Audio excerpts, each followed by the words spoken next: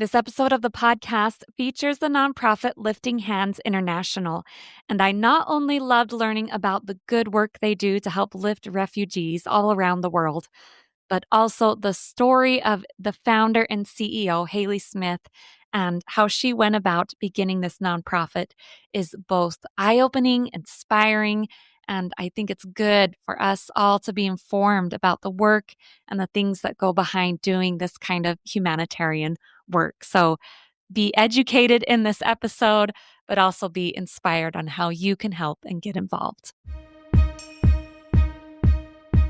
Welcome to the Do Something More podcast, the show all about service where we highlight the helpers who inspire us all to do something more.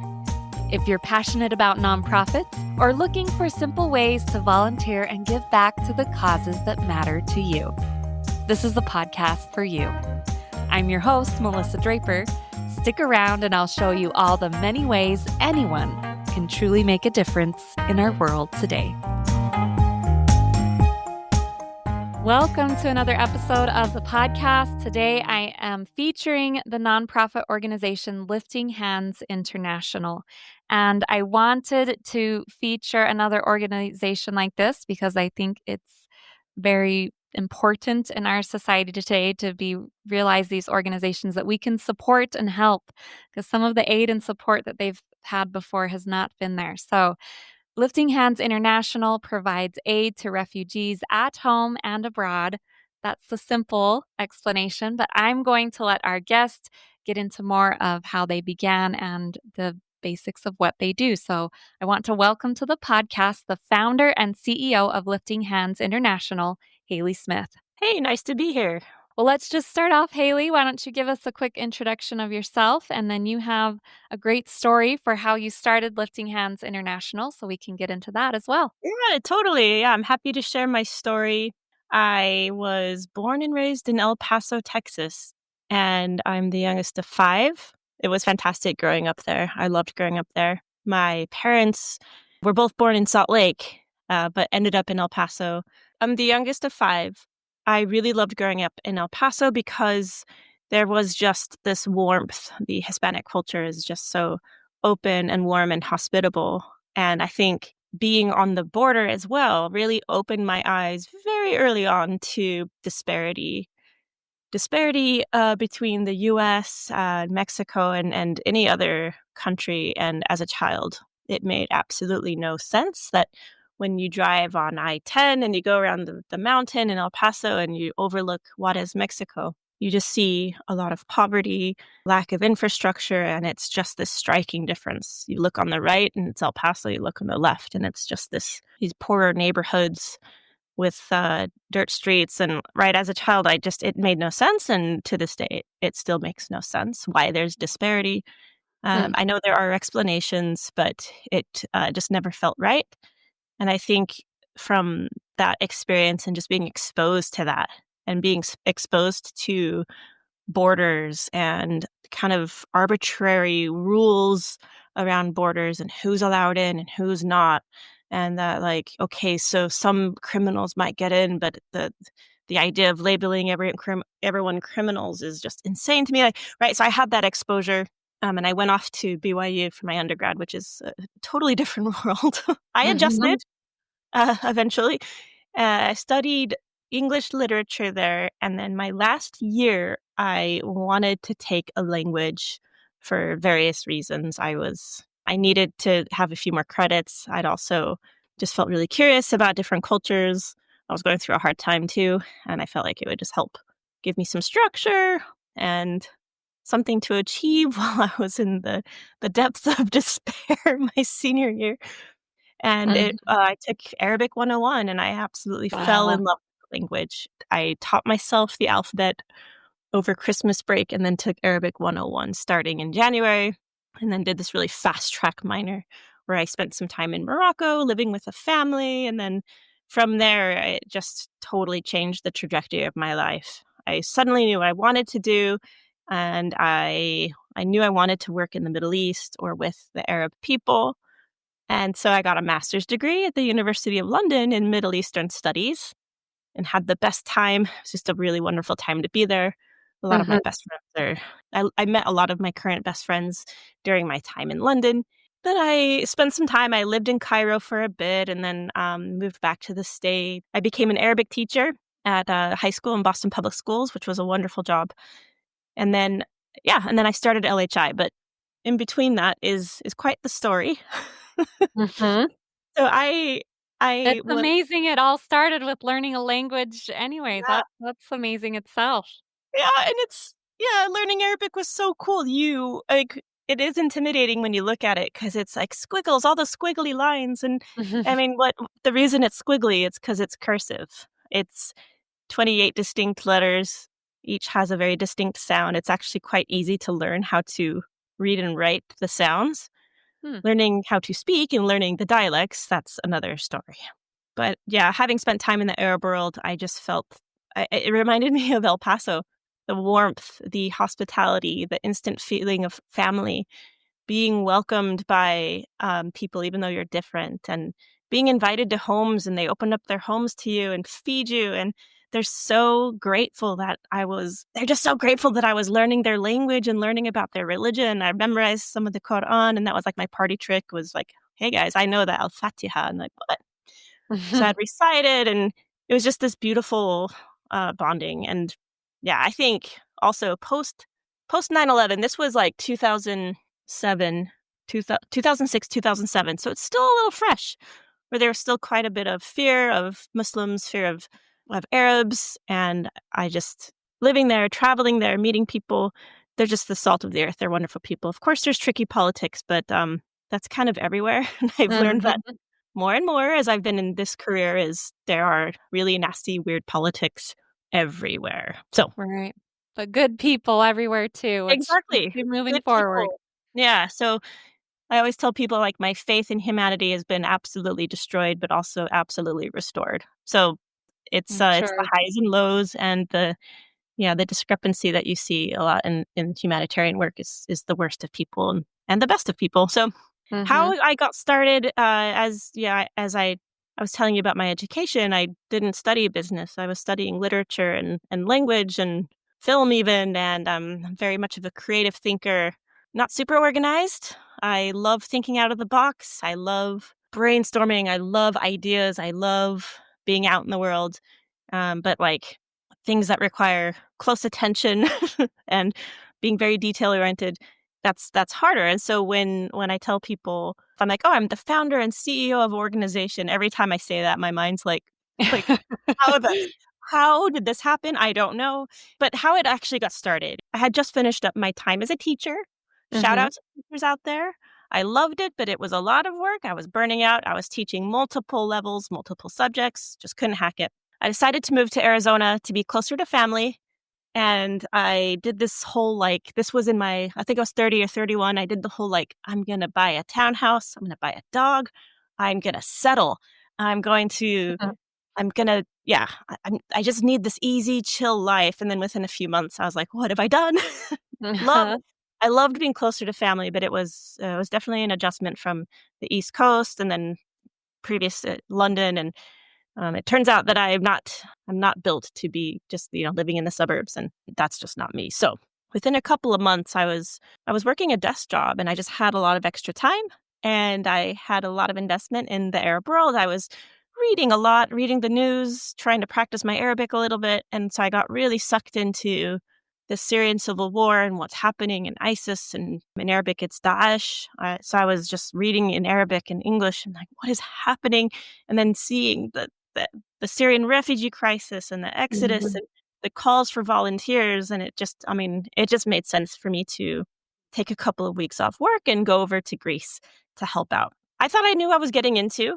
So I tell people this story too because I've been trying to make sense of why I walked into this situation in Greece so naively, but I think it's because as a child of the '90s, born in the '80s, but a child of the '90s, Mhm. I remember distinctly the Yugoslav wars.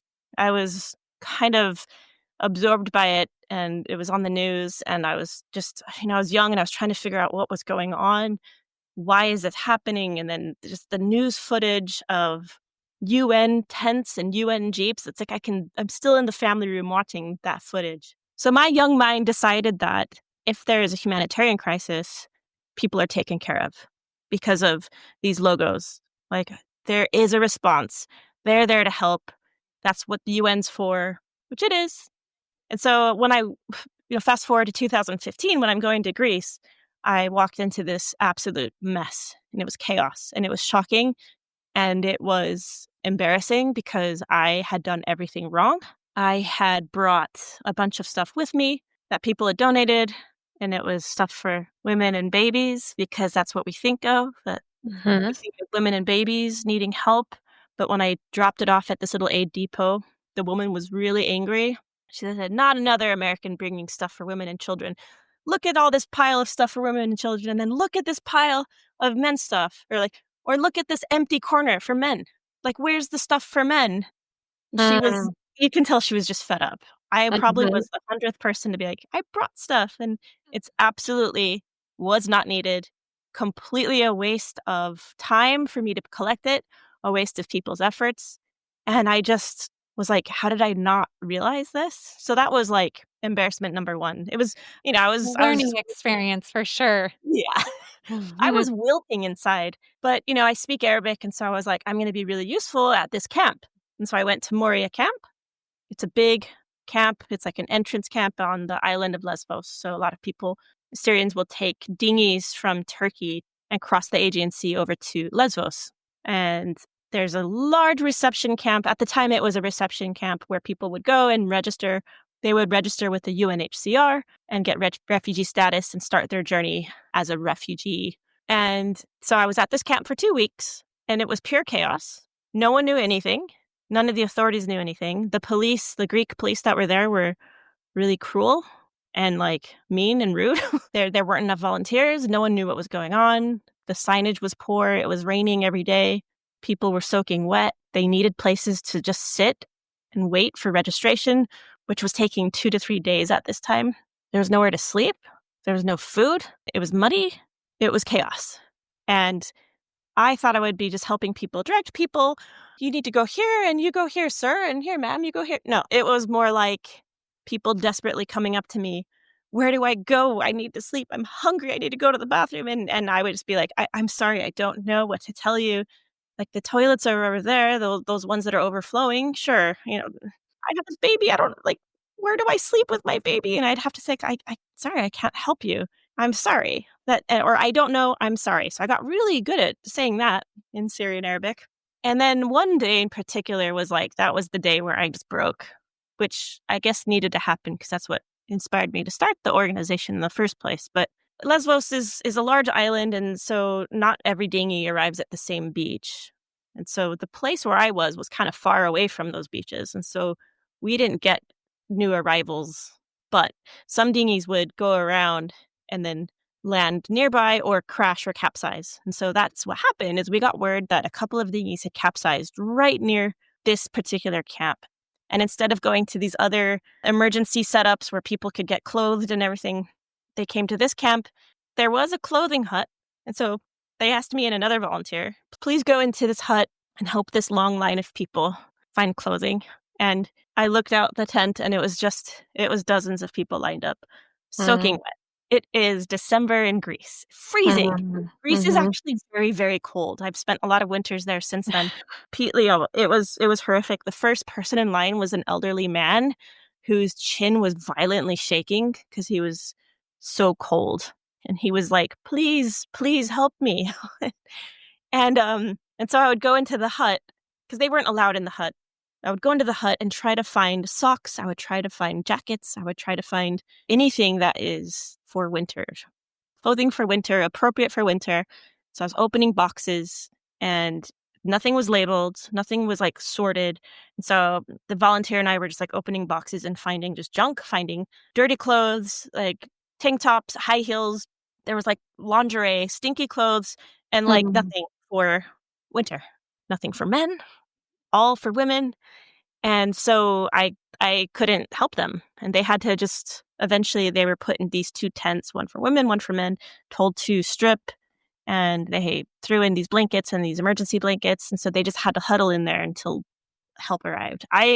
My shift was over by then, and I was so frazzled that I had to leave, and I left without a jacket and without I was only wearing my t-shirt and leggings because I'd given my stuff away.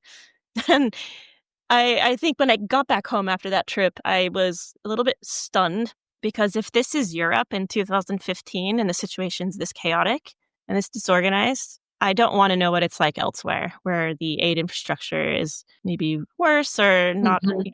not as well funded, Mhm. or is not even on the news, which happens a lot. Most refugee crises don't even make it to the news. Right. And so that's when I was like, I got to do something about this. I still kept my job, and I just started LHI as a side project because in my mind I was like, I don't know how to run an org. I know how to Mhm. talk to people. I know how to help people. I know how to collect some stuff. I know who to talk to on the receiving end about like what do you actually need. And so, yeah, the first project was just to collect things that are actually needed and people actually ask for, organize it into boxes, labeled boxes, and put them on a truck and have them sent to a refugee camp somewhere. The first one went to Lebanon, but you think that's like overly simple and like, okay, Hayley, that's what kind of business model is that? Sending aid that's like labeled. Like you would be shocked at how rarely that actually happens. And so it grew within a couple of months. It went from collecting aid to me permanently moving overseas and being on the ground, and then the team growing from me to now 17 full and part-time employees around the world with projects in several countries, community centers, livestock projects, a huge wide array of services for displaced people and refugees. That's where we are today. Yeah, that's a long Yeah. story. Well, I I hope it's okay. appreciate you taking the yeah, no, I appreciate you taking the time to give that kind of inside look that many of us have not personally experienced and to give us that perspective. I think it really sticks with people and helps us when we're wanting to give help know how to do it and go about it. And that did really stick out to me as I was studying more about your organization, how you say that you provide aid people have asked for, and all of your aid started with conversations. Absolutely. All of it, including our livestock program. That also started with a personal experience I had. So, yes, Yeah, I noticed your livestock program that you have there where for animal tracks. Is that what you call it, right? that's right. We call it animal trucks. Yeah.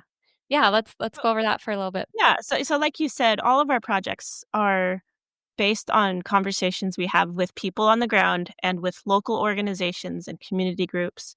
We do not want to replicate any aid. We don't want to give people or provide people services or aid that they already have or don't need or don't want, which happens a lot in the humanitarian world.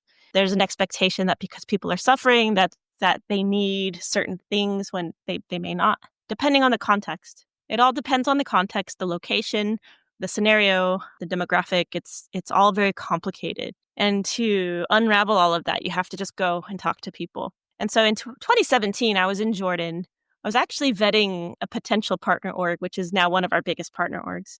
I was spending time with the leadership, and we were going out to refugee camps so I could see what the camps need, talk to the people, just gather some information, gather some ideas of what we could actually send through our shipping program from Utah. And I love going to Jordan because I get to practice my Arabic. And then the refugee camps, people will invite us to sit in these tents and drink tea and chat. And so I just loved sitting there with people. We weren't able to stay for long, but I think it's really quite special to show up and to talk to people and be invited in and just to be able to sit and talk to them as people, not as like, I'm coming to rescue you. It's like, Mhm. hey, I'm Hayley. I studied Arabic. I really love like, oh yeah, like why do you speak Arabic? Oh, I love the culture. Oh, this kind of food. And then so we just suddenly we start connecting over everyday things instead of like, I'm here to rescue you, poor people. Right. It's not that. Building It's a relationship. yeah, building a relationship with amazing people who have a lot of skills and knowledge that I freaking don't have. And it's just this beautiful exchange of humanity. And anyway, this one woman, she was so epic. She just like lit up a cigarette and she's like, let me tell you what, in Arabic. She's like, look, I know you guys are out helping, but no one ever asks what we need. And she's like, all I want is a goat. I want a goat because I know how to milk goats and my kids miss drinking the milk. And like, if I had a goat, I could just milk it and drink it, make cheese. She's like, it would just change everything. That kind of hit me pretty hard. And then we went to another camp and I was sitting with people, with women, and they were all saying the same thing. They're like, we just want goats because that's what we did back home. We're so bored. Like, we know how to take care of goats. We know how to breed them. We know how to do this. I was like, oh my gosh. I did not even think upon entering those tents that that's what they would be talking about or asking for. I hadn't Mhm. thought about it. And there's no way that sitting in America looking at my laptop and researching, I would have ever found that out. Right. Or even just asking another organization that works there, like, what do you think people need? Like, it just wouldn't have come up. And so from that, and from my experience in Greece, that is the standard. We go and we talk to people. Well, I think that I love that advice because that's great. That is ground level advice for any kind of help you wanna give. Whether it's your neighbor that's struggling or showing up at your kid's school or a nonprofit in your community or humanitarian work, just taking the time to stop and say, "What are your needs? What do you actually need, and how can I help fulfill that?" Yeah, exactly. You make a good point. It's a very fundamental thing to look in someone's eyes and connect with them and ask them what they actually need in a time of need. So that started that program. You started sending goats and Yeah, we purchase goats locally from local breeders. Lots of local farms, and some have 20, some have 30, and so we would collect them and do distributions of about 200 goats. Each family gets 2 goats, and then once they have the goats, they gather the goats and they plan to rent a stud, and like once they have the goats, they know exactly what to do.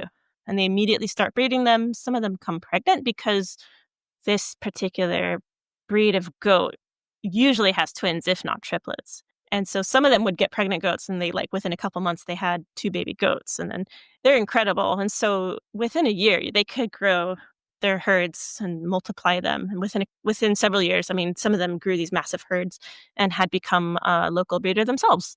And wow. they were able to move out of these camps that they were living in and rent a little house. And right, we really want to just help people rise out of the situations where they have no control, and it has nothing to do with them. It has nothing to do with their efforts or lack of effort, right? It's just a complete fluke that they happen to be born in a place that's at war. Like, they end up in this horrific situation, and like it's my duty as a humanitarian to figure out how to help them out of that. Yeah, So you we have. have expanded to several countries, and we do sheep and pigs and chickens now, and goats are by far the most popular just because they breed quickly and can have multiple babies at once. So we're in Lots of different Uganda, uses. Burundi, Yeah. Kenya, and we're gonna expand to Afghanistan and still Jordan. Yeah, and it's just beautiful to see how families from different cultures really do benefit from having these animals. Absolutely. Yeah, you have a lot of great programs and ways that you're providing that aid. And I think too, I love the way that you're organized to help other people that want to give that help and assistance.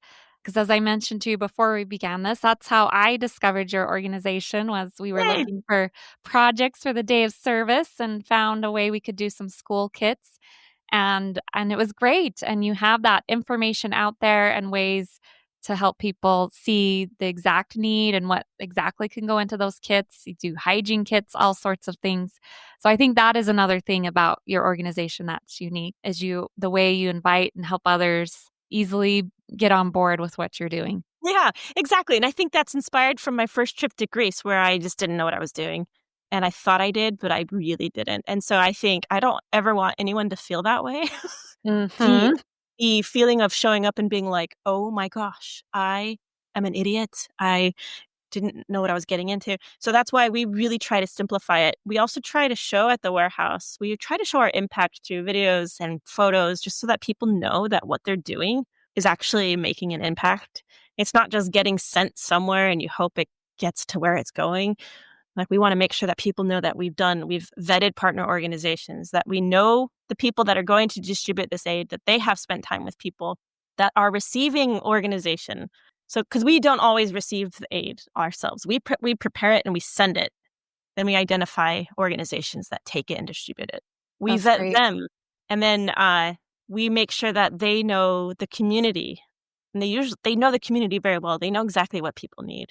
And I have been in Ukraine and Jordan. I happen to be visiting a site when the org is distributing some of our stuff. So it's crazy they open the van and there's our boxes with the logo. And I'm like, oh, yeah, I was in a basement in Ukraine at one of our partner orgs there because there was an air raid siren. And I was just sitting there and I just looked in the corner. I was like, oh, there's our boxes. There's boxes of quilts. They're like, oh, yeah, we're going to distribute those in the Donetsk region soon. I'm like, oh, Oh, that's great. it really does get to where it's needed.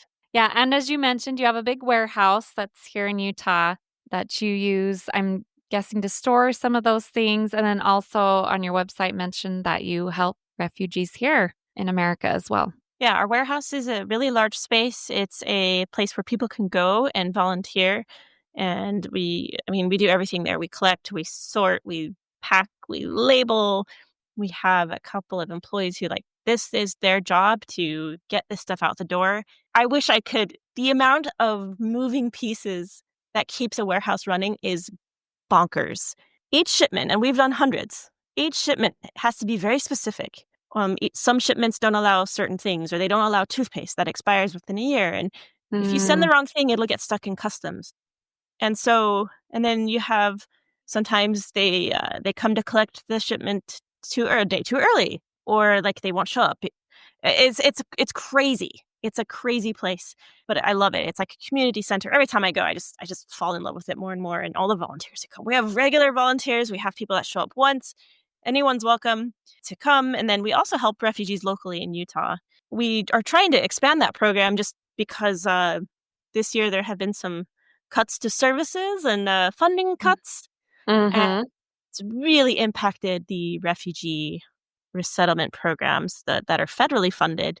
We're stepping in to help absorb some of the programs that were cut. So we have a maternity care program where we just link locals up with pregnant refugee women who may not know how to navigate the healthcare system, may not know about car seats or how to install a car seat, may know the transport system yet to get to their appointments, so they may not know that they can go to a regular doctor and not the ER when they're sick, just things like that. And so it's not really a mentor program, it's just a check-in program. Like, hey, what do you need this week? What can I help you with? And it's been really beautiful. We kind of absorbed that from another organization that had to cut it. And we also do apartment setup. We do apartment setups for refugees that are resettled by the federal resettlement program. That's kind of dried up right now. And so we don't get funding, but it has impacted us in that we're seeing a lot of our peer organizations struggle. We're also trying to absorb some of their really high impact programs, but we're also doing it in a time where people are very skeptical of aid organizations. And so a time when the economy is a little tight and so people don't have extra money. It's been wild trying to fundraise to maintain our own programs and also try to fundraise to help absorb in some of these programs, which fundraising and funding is something I could talk about for hours, but I won't. Right. Yes. Yeah. That's something facing a lot, as you said, a lot of nonprofits right now. Well, this has been a great conversation, Hayley, and I think inspiring to see how it began with you wanting to learn a language. And you've been learning, obviously, every step of the way of what that need entails. And that's something I love to end every episode on is just general advice. Obviously, not everyone's going to feel inspired to start a program like yours, but many of us do feel that pull, especially right now, to do that, help with that kind of humanitarian work or with refugees here close to us. What just general advice would you give for someone that's feeling the pull towards wanting to help in some way? I think the impulse to help is so beautiful. And I think a lot of people want to jump in and they want to do something with their hands. They want to physically be out there. And there aren't always opportunities to do that. If so, that's great. Go to the warehouse, volunteer at the warehouse. But as someone who runs a nonprofit, the biggest impact you can make is donating money. And I'm not talking like $1,000. I'm talking if you sign up as a monthly donor, $5 a month, that gives a nonprofit a little bit of okay, so this person just signed up for this much. When people do monthly donations, it gives nonprofits an idea of how much money will be coming in, and then you can plan what you're going to do. Otherwise, it is a hustle. And let me tell you what, it's different from year to year. It is so freaking stressful. And it's this weird balance of like, we're trying to get money so we can help people. Ah, and so I know that urge to like go out and help and be out in the world is really strong, but also you can do so much by just becoming a monthly donor to any nonprofit. It makes a massive difference. And I'm not just trying to sell my org. I'm just telling people that is something that is so important. And so just do your research, find orgs that you really like and you feel comfortable with and you feel like are really transparent and are responsible with their funding and really help them out. Yeah, that's great advice. And the reminder that it does not take very much It does to make a not. It difference. does not take that much. And I think people get overwhelmed like, "Oh, I can't help." I'm like, "What are you talking about?" Like, if everyone does $5 a month or $10 a month, it can transform what a nonprofit can do. It really can.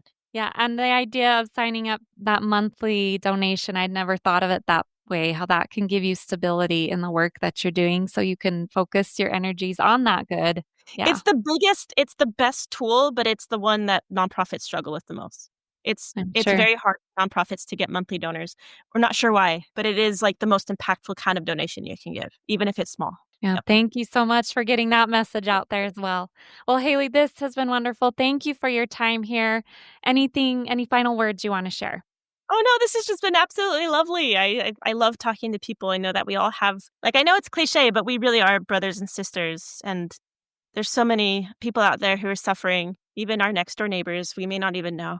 And so I think sometimes we want to help the neediest, but sometimes we can also just if we smile at someone, they might be having a horrible day, and it can just change the trajectory of their day completely. I just think I think we're very powerful. We're much more powerful than we think we are.